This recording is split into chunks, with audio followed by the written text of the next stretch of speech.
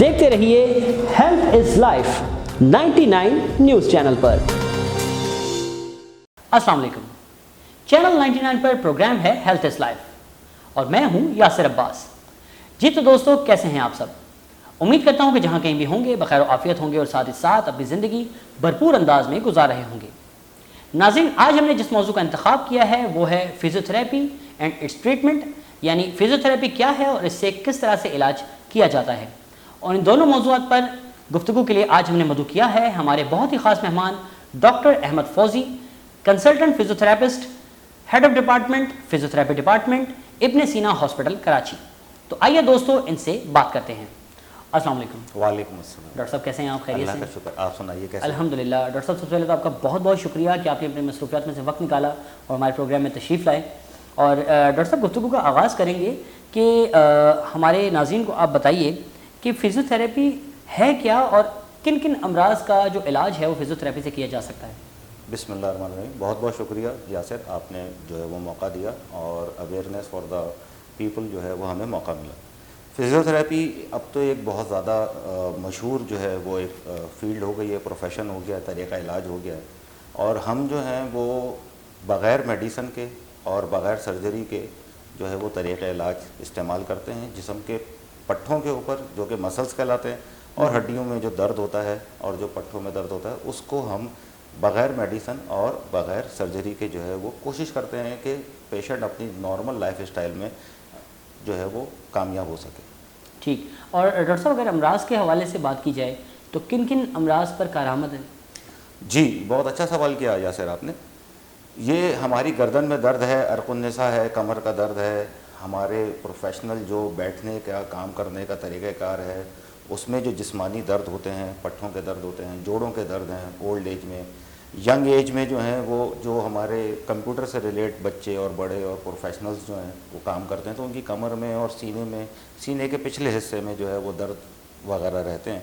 तो जिस्मानी जो भी अनकंफर्टेबल कंडीशन है उसमें जो दर्द होता है, पट्ठों का खिंचना, चोट लगकर या फ्रैक्चर के बाद जो हड्डी टूट जाती है, उसके बाद जब हम फिज़ियोथेरेपिस्ट को डॉक्टर्स रेफ़र करते हैं तो फिर हम उसको इस्तेमाल करते हैं मसल्स को और उनको दोबारा उस चीज़ को जोड़ने में आसानी देते हैं और मसल्स को दोबारा से अपना वर्कआउट करने में आसानी देते हैं अपने तरीक़ा इलाज से, जो कि मैनुअल कहलाता है। मैनुअल अगर मैं उर्दू में कहूँ तो अपने हाथ से हम लोग जो हैं वो ज़्यादातर काम करते हैं। इस तरीक़े इलाज में बहुत अच्छी अच्छी मोडालिटीज़ भी इलेक्ट्रॉनिक और मोडालिटीज़ यूज़ हुई हैं। मोडालिटीज़ का अगर मैं उर्दू में कहूँ तो जो मशीन्स हम इस्तेमाल करते हैं जी। To assist the patient to relieve the pain, वो भी बहुत अच्छी टेक्नोलॉजी के साथ जो है वो अवेलेबल हैं आजकल मार्केट में। और दोनों ही का इम्तिजाज कर कर मरीज़ का दर्द और उसका जो कंप्लेन होती है उसको जो है हम ख़त्म करते हैं। ठीक। अच्छा डॉक्टर साहब, साथ साथ आपसे ये भी पूछना चाहूँगा कि बीइंग अ फिज़िकल थेरेपिस्ट आप क्या समझते हैं कि महज मोडालिटीज़ पर ही इंहिसार कर जाना कितना मुफीद है और कितना नुकसानदेह?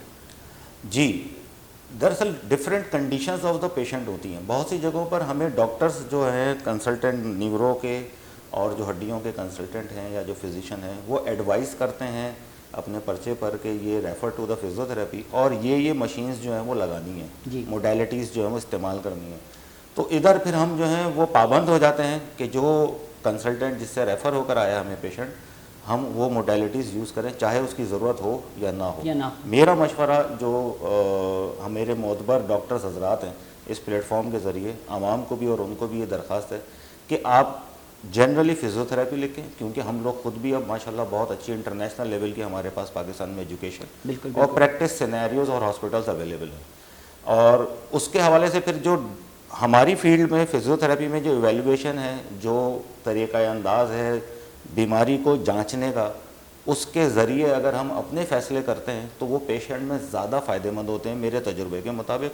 और जो मैंने अपने जो काम जो हम जिनके साथ सीनियर और जूनियर्स के साथ करते आए हैं उसमें भी हमने इस चीज़ को महसूस किया। ठीक। अच्छा डॉक्टर साहब, ऑर्थोपेडिक और न्यूरो डोमेन की अगर बात की जाए तो आप क्या समझते हैं कि कौन कौन से ऐसे काबिल ज़िक्र केसेस हैं कि जो 100% ठीक हो सकते हैं by the treatment of physical therapy? बहुत बहुत शुक्रिया। 100% का लफ्ज़ बहुत बड़ा एक जो है वो दायरा बना देता है, लेकिन यासिर ने मुझे आज मौका दिया है तो मैं अपनी फिज़ियोथेरेपी फ़ील्ड की कुछ अल्लाह के करम से जो करामात अल्लाह ने हमें अता की, मेहनत ओवर द डेकेड्स यानी दसियों सालों से जो मेहनत करते जी, आ जी, रहे जी। हैं, हमारे दोस्त और हमारी बहनें जो डॉक्टर्स हैं, कमर के दर्द में अगर वो अर्कुन निसा है और वो शुरुआती डायग्नोज हो चुका है तो 100% रिजल्ट जो है वो फिजियोथेरेपी से है। गर्दन के दर्द में, जो कि सर्वाइकल का दर्द कहलाता है, गर्दन के एरिए को हम सर्वाइकल कहते हैं और अमूमन अब आम पब्लिक में भी जो है वो सर्वाइकल ही कहलाया जाता है, बहुत रिनाउंस्ड हो गया। जी जी। उसके हमारे पास अगर तो डीजनरेटिव चेंजेस नहीं है, फॉर एग्जांपल मेरी आपकी एज के अगर पेशेंट है और वो फर्स्ट फेज़ में शुरुआती दर्द में आ गए हैं तो 100% फिजियोथेरेपी से उसका इलाज है। मुमकिन। और 2 से 3 दिन की मेडिसिन लेनी होती है, उसके बाद फिर 15 से 20 दिन या 1 महीना। लेकिन इन सब चीज़ों के पीछे मरीज़ का एतमाद और उसका जहनी स्टेटस क्या है, उसका लेवल क्या है, क्या वो बहुत घबराने वाली नेचर का मरीज़ है, क्या वो बहुत बहादुर नेचर का मरीज़ है, इसके ऊपर भी तरीक़ा इलाज जो है वो हमारा डिपेंड करता है। लेकिन 100% में हमारे पास जो है वो घुटने के दर्द में जो बहुत जल्दी में होता है, फ्रैक्चर के बाद की जो रिकवरीज़ हैं बिल्कुल बिल्कुल मरीज़ों की, किसी भी किस्म का फ्रैक्चर, चाहे वो पसली का फ्रैक्चर हो, बाजू का हो, घुटने का, टांग का हो, टखने का हो, 100% इसमें रिलीफ है। स्पोर्ट्स इंजरीज़ जो हमारे खिलाड़ी क्रिकेट, फुटबॉल, हॉकी जो भी जो खेलते हैं उसमें जो इंजरीज़ होती हैं, जो उनको वक्ती तौर पे चोट लगती है, उसमें 100% हमारी जो है वो कामयाबी ज़्यादातर तो सर लिगामेंट इंजरीज के ही केसेस होते हैं ना। लिगामेंट इंजरीज़ में हमारे पास जो पेशेंट है वो जब फिजियोथेरेपिस्ट के पास पहुंचता है तो काफ़ी डिलेड पहुंचता है और काफ़ी प्रॉब्लम्स के साथ पहुंचता है। उसमें जो मैंने अपने हाथ से ACL, PCL और MCL यानी कि घुटने के 4 जो है वो लिगामेंट होते हैं, उनमें से एक ACL कहलाता है। आप सब जिन को भी ये बीमारी है उनको इस बारे में पता है ACL क्या होता है।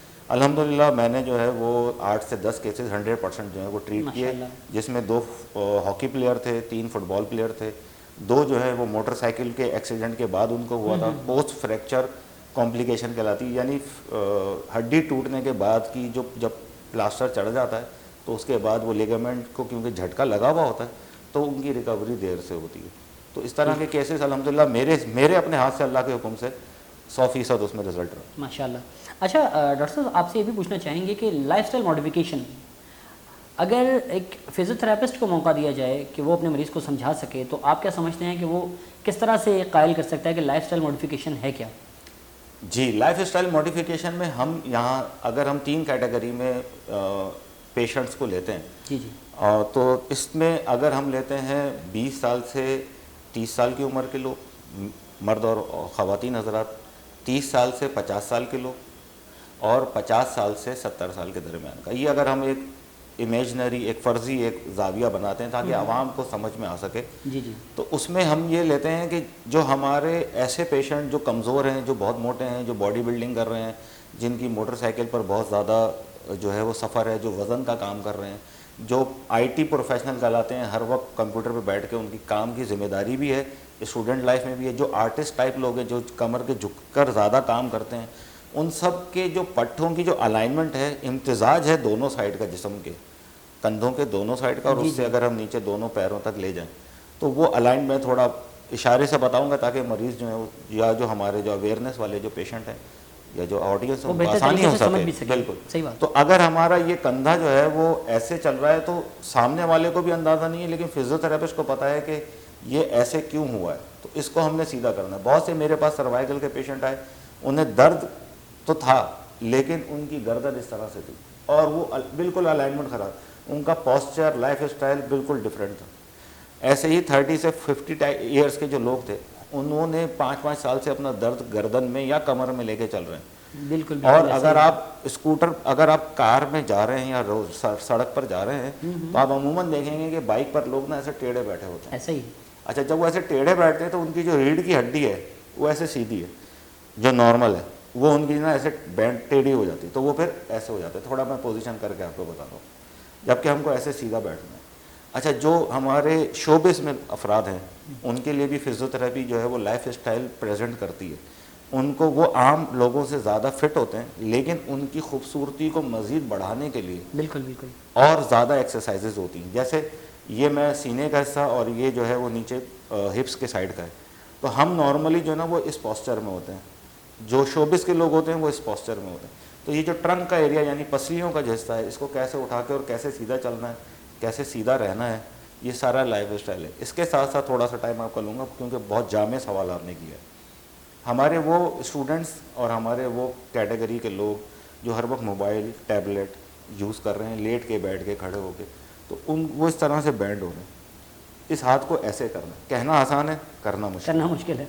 लेकिन अगर हम साथ में 5 वर्जिशें गर्दन की करते रहें रोज़ाना, तो हम उस सर्वाइकल की और अपर ट्रंक की यानी पसलियों के ऊपर के हिस्से की, जो कंधे के नीचे के हिस्से की जो दर्द और बीमारियां हैं, उनसे हम उतने ही दूर होते रहेंगे।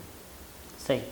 बनिस्बत इसके कि जो रोज़ाना ऐसे करके बैठा है घंटों और वो वर्जिश नहीं कर रहा। ठीक, लाइफ स्टाइल बहुत इंपॉर्टेंट है। ठीक। अच्छा डॉक्टर साहब, आपके ही गुफ्तगू से एक सवाल जो अभी मेरे जहन में आया, मैं चाहूँगा कि उससे भी मुस्तफ़ीद हो सकें कि अगर एक शख्स की अलाइनमेंट जो है बिलखुसूस अगर कंधों की है, अगर एक कंधा उसका उठा और एक कंधा नीचे है, या पूरा की पूरा जो सीने का जो पोस्चर है वही थोड़ा इस तरह से है, तो फिजियोथेरेपिस्ट इनिशियल क्या स्टेप ले कि उससे बेहतरी आना शुरू हो जाए?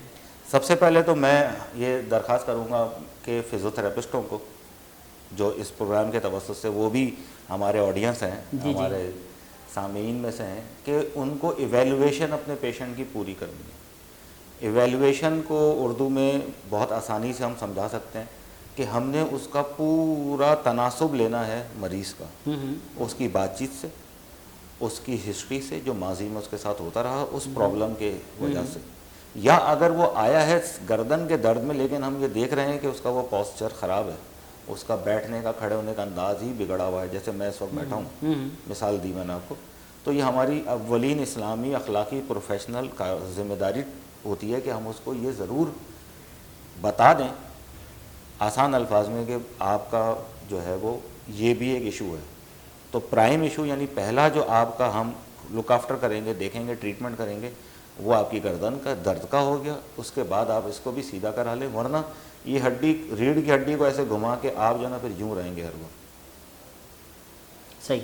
अच्छा डॉक्टर साहब, कुछ मरीज़ों को नॉर्मली देखा गया है, ख़ास तौर पर जो घुटने के दर्द के या कमर के दर्द के जो पेशेंट्स हैं, तो उनको ख़ास तरह के जूते रिकमेंड किए जाते हैं, या यूँ कहें कि जॉगर्स रिकमेंड किए जाते हैं बहुत ज़्यादा। तो इसकी अफादियत और इसकी अहमियत के मुतालिक क्या कहना चाहेंगे आप? बिल्कुल, आजकल बहुत अच्छी टेक्नोलॉजीज़ आ गई हैं और हर सेगमेंट में, हर शोबे में बहुत अच्छी टेक्नोलॉजीज़ हैं। और हमारे पास जो है, जी, हमारे पास पूरी दुनिया की जो लेटेस्ट टेक्नोलॉजीज़ और फैसिलिटीज़ अवेलेबल हैं, वो पाकिस्तान में भी अल्हम्दुलिल्लाह अवेलेबल है। जी। बहुत सी जगहों पे कॉस्ट, इसकी कीमत बहुत ज़्यादा है, बहुत सी जगहों पे एसेसरीज़ जो आपने जूते वगैरह का कहा, लेकिन अब जो है वो बहुत सस्ते भी ये चीज़ें आ गई। जी। नरम जॉगर पहनने से हमें एक कुशन मिल जाता है, ये एड़ी है फॉर मिसाल के तौर पे, ये मैंने ऐसे वजन रखा तो नरम, तो वो जो झटका है चलने का वो ऊपर कमर, घुटने से होता हुआ, रान से होता हुआ कमर पे बहुत कम आता है। और कमर का मैं वैसे ही अगर मरीज़ हूँ तो मुझे चलने में वो आसानी होगी, जो मेरी थकन आम जूता पहनने से 3 घंटे में मैं थक रहा हूँ, तो जो नरम जूता आपने फरमाया जिसको जॉगर कहते हैं और वो बहुत लाइट वेट होता है, उसमें मैं 8 घंटे के बाद मुझे वो थकावट होगी। ये मैं अपने तजुर्बे पे क्लिनिक में जो हम एडवाइस करते रहते हैं अपने मरीज़ों को, और मरीज़ उसको फॉलो भी करते हैं, तो ये हमने ख़ुद भी अपनी ज़ात पर रख कर भी देखा है। ठीक। अच्छा डॉक्टर साहब, एक सवाल, चूँकि इसके बाद हम वक्फे पर जाएंगे, मैं चाहूँगा कि आप इसका इख्तिसार के साथ जवाब दें कि आइसिंग और हीटिंग, आपका इंतखाब क्या होता है? आइसिंग और हीटिंग प्रोफेशनली इसके ऊपर बहुत रिसर्च हुई है, इंटरनेशनली हमारी टेक्स्ट बुक्स में भी अवेलेबल है, जो हम पढ़ते हैं 5 साल और जो आगे स्पेशलिटीज़ करते हैं उसमें। मैं थोड़ा सा ये कॉन्सेप्ट अपने मरीज़ों में सही कर दूं। शुरुआती 1 महीने का अगर दर्द है, या कोई चोट लगी है, कोई धमक लगी है, कहीं से गिरे हैं, कोई नील पड़ा है, अचानक से कोई दर्द पैदा हुआ है, तो शुरुआती तौर पर जो भी जल्दी वाला दर्द है वो आइसिंग या ठंडक से जो है उसको हम सही करें।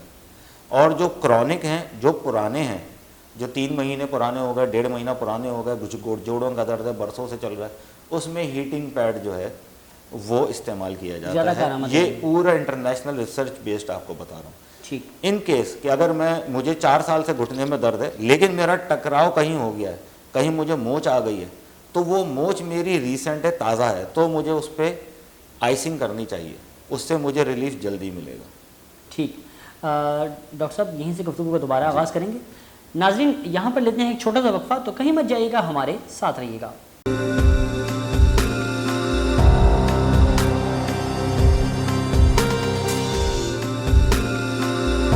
देखते रहिए health is life 99 news channel पर।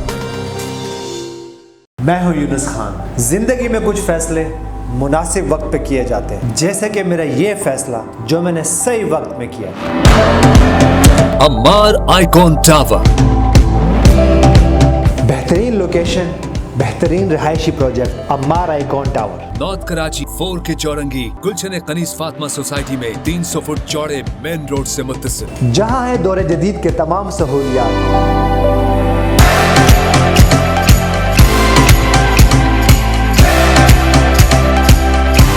आसाइश और रिहाइश साथ साथ।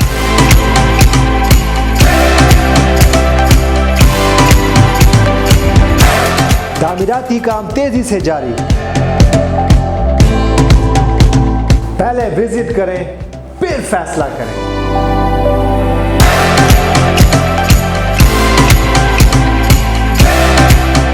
मेरा एतमाद अम्मार डेवलपर एंड बिल्डर्स।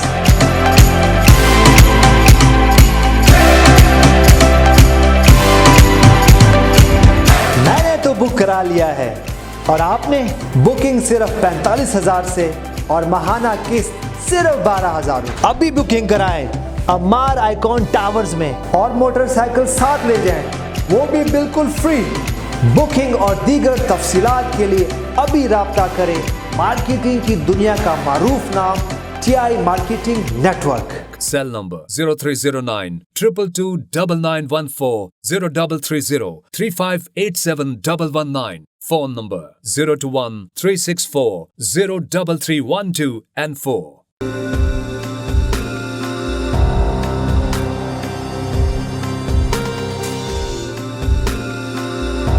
देखते रहिए health is life 99 news channel पर।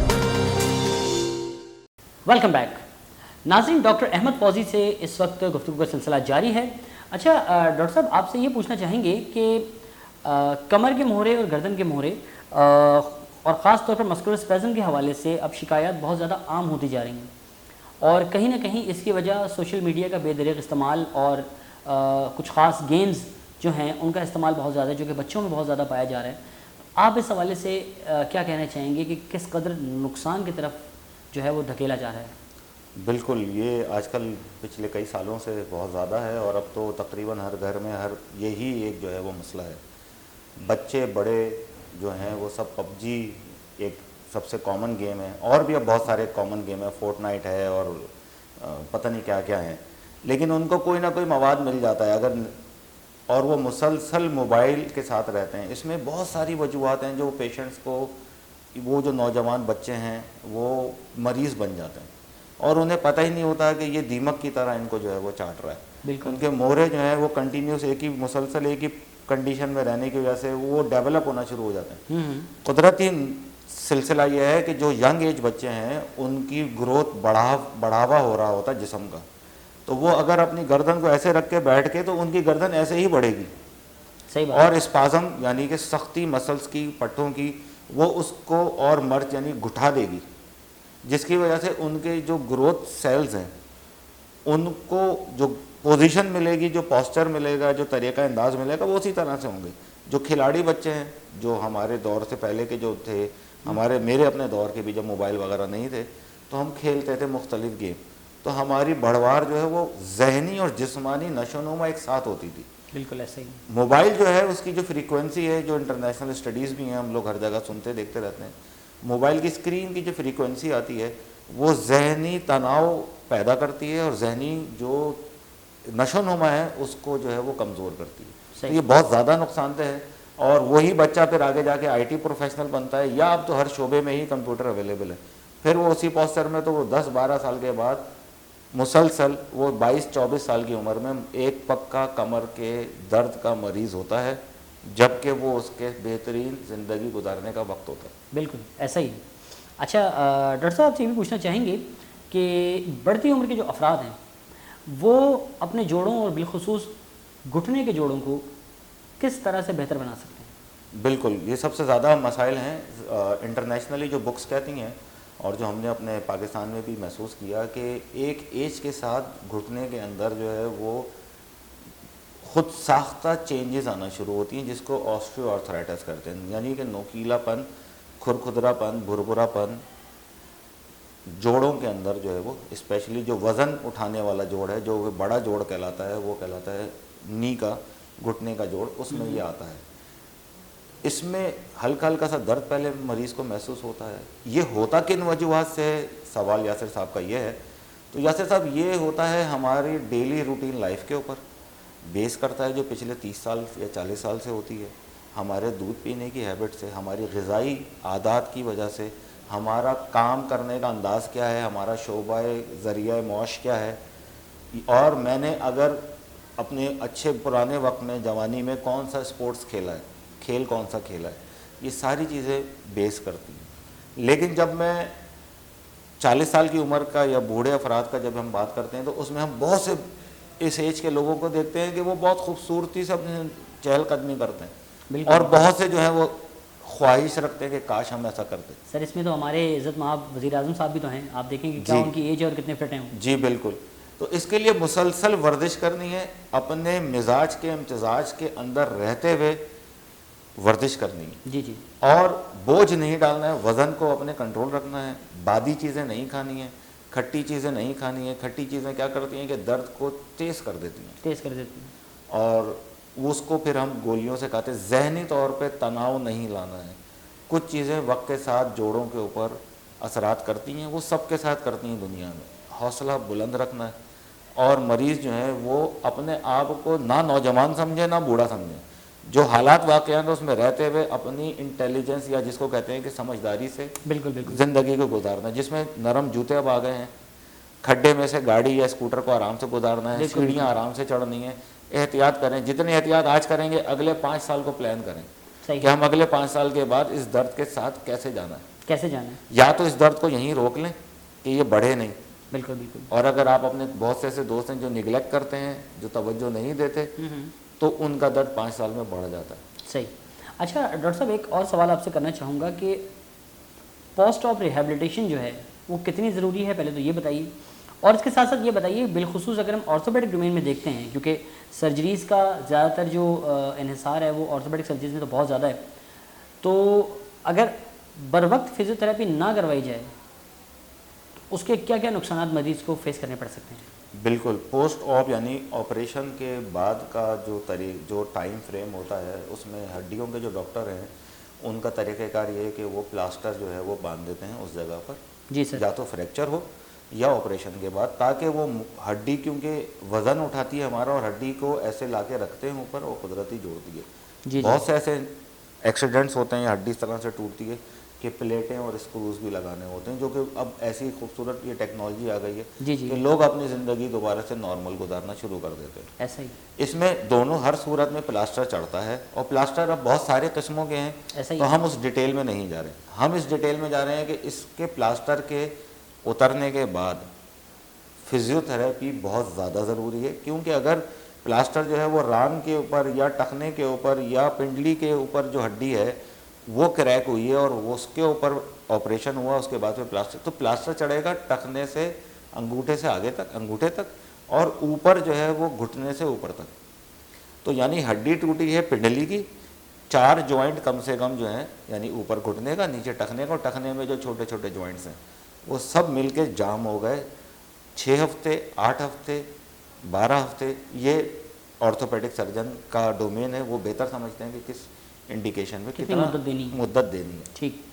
अब वो क्या होता है, वो जाम हो जाता है, क्योंकि वो जाम रहता है, वो इमोबलाइज करते हैं उसको, यानी कि उसको हिलने से बचाते हैं। हड्डी अपने वक्त पे जोड़ती है, उसके अपने हफ्ते होते हैं, कितने हफ्तों में हड्डी जोड़ती है, ग़िज़ा के ऊपर भी बेस करता है, एज पे भी बेस करता है, कॉम्प्लिकेशन पे भी बेस करता है। फिजियोथेरेपिस्ट जो है वो उस कमज़ोरी को रीगेन करता है, यानी उसको रिहेबिलिटेट करता है, उसको दोबारा से नॉर्मल पैर की तरफ लेकर आता है। और जॉइंट जो है, जो सिर्फ 1 इंच ऐसे इतना भी नहीं हिल रहा था, फिर फिजियोथेरेपिस्ट की 100% इसमें कामयाबी, जैसे हमने प्रोग्राम के शुरू में भी कहा कि फिर ये जोड़ को पूरा घुमाता है। और इसमें मरीज़ का अपना हौसला भी जो है वो बहुत ज़्यादा ज़रूरी है, उसकी अपनी तवज्जो बहुत ज़्यादा ज़रूरी है।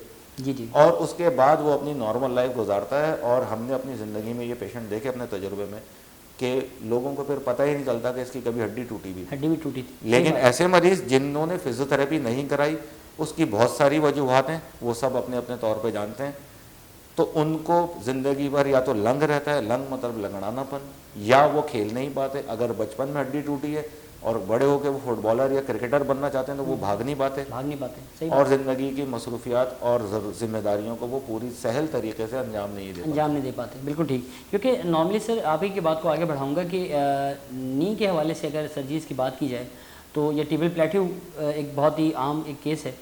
तो नॉर्मली ये होता है सर कि मतलब अगर आपके मसल जो हैं वो फ्लेक्स की पोजीशन में है तो वो एक्सटेंड नहीं हो पाते, एक्सटेंशन की पोजीशन में है तो वो फ्लेक्स नहीं हो पाते। तो ये है कि एक तो तकलीफ दे अमल, लेकिन दूसरा ये कि अगर उसमें भी अगर पेशेंट जो है वो अगर तकल्लुफ़ से काम ले और प्रॉपर वक्त में ना करवाए तो आप बेहतर जानते हैं कि किस कदर उसको मुश्किलात हो सकती हैं। वही आप वाली बात के लंगड़ापन भी आ सकता है आगे जाके अगर वो प्रॉपर तरीके से बेंडिंग नहीं हुई। क्योंकि सर्जन्स भी अक्सर औकात यही कहते हैं कि जब टास्क दे देते हैं, तो मुझे याद है हमारे बहुत ही प्यारे, इस वक्त तो अल्लाह पाक उनकी खैर फरमाए, डॉक्टर अतर सिद्दीकी साहब लियाकत नेशनल के, तो मुझे उनकी बात याद है कि उन्होंने बाकायदा जो है ना, एक बार उनका एक पेशेंट था तो उनकी डिस्चार्ज स्लिप पे लिखा हुआ था कि जी एवरी 10 डेज़ जो वेट है वो इंक्रीज़ कर जाएगा 25%, यानी उनको 40 डेज़ में पेशेंट 100% चाहिए था और पेशेंट टोटली नॉन कोऑपरेटिव था। बिल्कुल आप सही फरमाएं। और आप यकीन करें कि बस फिर वो जिसे कहते हैं कि शरीफ से जल्लाद बनना पड़ता है तो उनकी रेंज पर बहुत ज़्यादा काम जो है वो करना पड़ा ताकि जल्द से जल्द वो अपनी रिहैब की पोजीशन में जाए ताकि उनका चलना फिरना शुरू हो। क्योंकि आप बेहतर जानते हैं सर कि जब वेट भी अगर आप डालेंगे तो ऑब्वियसली उतनी बेहतर कंडीशन होगी तो आप आगे डालेंगे, वरना आप नहीं डाल सकते। इस बात को तसलसल को आगे बढ़ाऊँ, इसी सवाल को हम अपने घरों में भी और मरीज़ों में भी ये महसूस करते हैं, देखते हैं कि अगर फिजियोथेरेपी नहीं कराते तो मरीज़ ज़िंदगी में हमेशा कहता है कि वो बात नहीं आ सकी जो पहले थी। बिल्कुल ऐसा ही, बिल्कुल ऐसा ही। और जो मरीज़ कॉपरेट नहीं करते, जो इन्होंने एक हवाला दिया, वो मरीज़ फिर अपाहज होने की तरफ चले जाते हैं, वो पट्टे सुकड़ जाते हैं, बिल्कुल वो सीधे नहीं हो पाते, वो अपाहज हो जाता है, बिल्कुल ऐसे ही। फिर घर वाले भी हौसला छोड़ देते हैं। ऐसा ही सर, समझा के थक जाते हैं। जी ऐसे ही। अच्छा सर, कुछ सवालात जो हैं मैं चाहूँगा कि आप उनका भी जवाब दीजिए, क्योंकि इस वक्त हम प्रोग्राम के बिल्कुल आखिरी हिस्से में दाखिल हो चुके हैं। कि सर आपके करियर का कोई यादगार वाक़या अगर आप शेयर करना चाहें। जी बिल्कुल, बहुत शुक्रिया। कैरियर के बहुत सारे यादगार वाक़े हैं और जिनमें मेरे पुराने दोस्त जो हमारे फ़िज़ियोथेरेपी के प्रोफेशन से रिलेट हैं उनका मैं एहसानमंद हूँ, और जो हमारे उस्ताद मोहतरम हैं सारे, उनका मैं जो है बहुत शुक्रगुज़ार हूँ, और जो हमारे नए उस्ताद और जो नए हमारे जो जूनियर्स हैं उनके टैलेंट के ऊपर मैं, यही हमारे वाक़यात हैं कि हम जब आपस में बैठते हैं तो एक दूसरे से अपनी सक्सेस को शेयर करते हैं। जैसे आपने थोड़ा शेयर किया, ऐसे मैंने शेयर किया। मेरे पास जो सबसे सक्सेसफुल स्टोरी थी वो मैंने आपको शुरू में एक दिया कि जो ACL का जो पेशेंट था लिगामेंट का, उसके मामू जो हैं वो न्यूरो सर्जन थे। उन्होंने कहा तुम अब कभी हॉकी नहीं खेल सकते। अच्छा। उसके फादर खुद स्किन के प्रोफेसर, वो कहते हैं कि यार मेरे बेटे को इकलौता बेटा है, कुछ करें।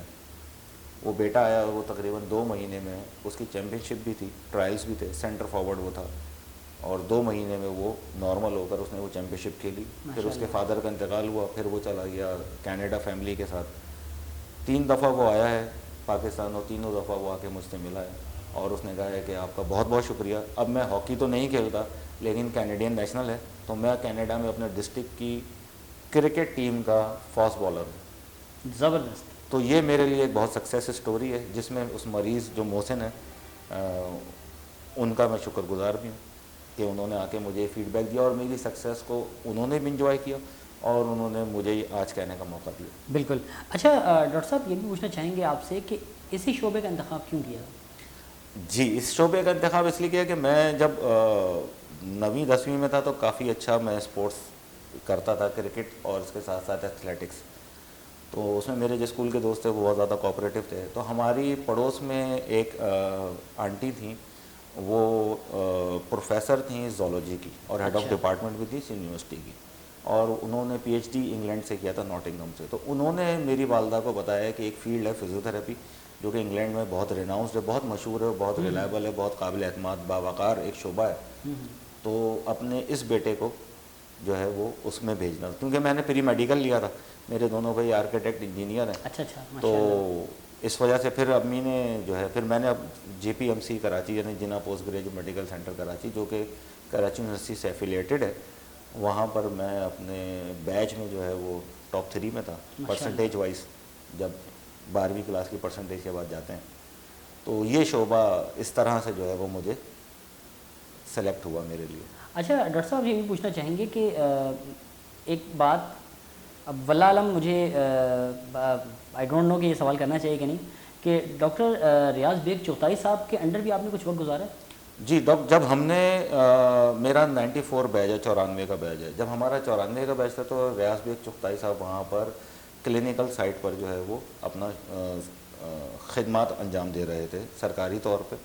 और हमारे जो क्लिनिकल रोटेशंस होते थे, क्लिनिकल रोटेशंस किस तरह से कहूँ कि 1-2 साल के बाद एक पढ़ने का वक्त ऐसा आता है कि जिसमें तरीक़ाकार ऐसा है कि जो स्टूडेंट है वो तालिब इल्म जाके क्लिनिक में एक क्वालिफाइड तजुर्बेकार फिज़ियोथेरेपिस्ट के अंदरून निगरानी जो है वो अपनी सीखने का कोशिश करता है क्लिनिकल को। सही। उसमें उन्होंने हमें बहुत हेल्प की, उन्होंने हमें बहुत गाइड किया, बहुत मोहब्बत के साथ, बहुत बड़े होने के नाते, ऐसा उनकी नेचर बहुत अच्छी है, एज अ दोस्त भी वो डिस्कस करते हैं, चीज़ों को लेके चलते हैं। और जब सीनियर होने का वक्त आता है, प्रोफेसर होने का वक्त आता है, तो वो उसको उस तरह से गाइड भी करते हैं। बिल्कुल। और बहुत फ्रेंडली एटमॉस्फेयर में उन्होंने हमें जो है वो सारी चीज़, तो मैं ख़ुद भी उनका बहुत एहसानमंद हूँ। और एक बड़ा अच्छा वाक़या मुझे डॉक्टर रियाज बेग का याद आया कि मैंने सर्जिकल ग्लव्स पहने हुए थे, तो वो मुझे कहते थे जादूगर। सही सही सही। अच्छा डॉक्टर साहब, चूँकि ये बिल्कुल इख्तितामी मरहला चल रहा है, तो मैं चाहूँगा कि एक ख़ास पैगाम जो आप हमारे नाज़रीन को देना चाहें। जी, मेरा पैगाम आपसे ये है कि आप जब भी बैठें फ़्रेश होकर बैठें, सीधे होकर बैठें, अपने आप को अपने अंदर सोचें कि मैं जो है वो ऐसे टेढ़ा तो नहीं बैठा हूँ, अपने ऊपर तवज्जो दें और दूसरों को भी गाहे बागाहे इत्तला करते रहें। और अगर आपको कहीं दर्द हैं जिस्मानी और बहुत अरसे से आप सिर्फ मेडिसिन ले रहे हैं, मेडिसिन मतलब कि दवाइयाँ ले रहे हैं, तो खुद प्लीज़ खुदारा किसी फिज़ियोथेरेपिस्ट से भी जो है वो रुजू करें। आपके जिस्मानी और जहनी मामले में फिज़ियोथेरेपिस्ट आपको इतना अच्छा असिस्ट करेगा, इतना अच्छा आपको लेके चलेगा कि आपकी जो गोलियों का जो मिकदार है दर्द की वो कम हो जाएंगी और आपकी ज़िंदगी का जो रुझान है खूबसूरती का वो ऊपर जाता जाएगा। ठीक, डॉक्टर साहब का बहुत बहुत शुक्रिया कि आपने अपने मसरूफ़ियात में से वक्त निकाला और हमारे प्रोग्राम में तशरीफ़ लाए। एक बार फिर इंतहाई मशकूर, इंतहाई ममनून कि आपने वक्त दिया। बहुत शुक्रिया, आप सबका भी बहुत बहुत शुक्रिया। बहुत शुक्रिया। जी हाँ नाज़रीन, ये थे doctor Ahmed Fauzi, consultant physiotherapist, head of department physiotherapy department, Ibn Sina hospital Karachi. आपको हमारा प्रोग्राम कैसा लगा, अपनी राय का इज़हार ज़रूर कीजिएगा और साथ ही साथ एक अपील कि अगर अभी तक आपने हमारा चैनल सब्सक्राइब नहीं किया तो उसे ज़रूर सब्सक्राइब कीजिए और साथ ही साथ बेल आइकन को लाजमी दबाइए ताकि हमारा हर नया नोटिफिकेशन आप तक बर वक्त पहुँच सके। अपने मेज़बान यासिर अब्बास को दीजिए इजाज़त। अल्लाह हाफ़िज़।